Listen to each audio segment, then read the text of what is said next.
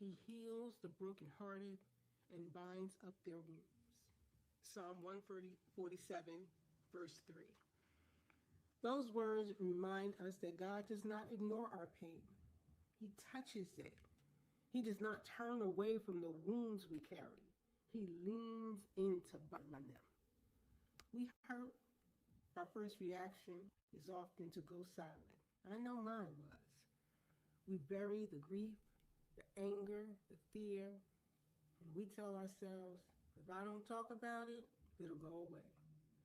But pain that stays hidden can heal. That's why God gave us the gift of expression, to bring the hidden into His light. Writing gives voice to what the heart cannot speak out loud. When you put pain on paper, you take it out of the dark and into the presence of God. Throughout the Psalms, David cried, questioned, and wept before God. And those writings became scripture. Our tears are not evidence of lack of faith. They are evidence of a heart still trusting enough to feel. Every time you write your story with honesty, you're handing those pages to the healer.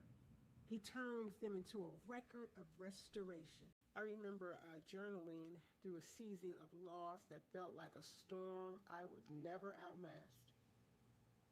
At first, all I could write was, Lord, this hurts so much.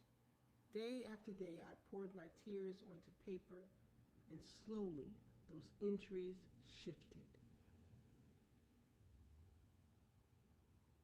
That was once a cry of despair, but it became a song of surrender.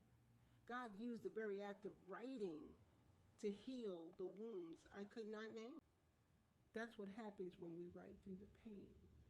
We make space for God to speak. Now, let's write together.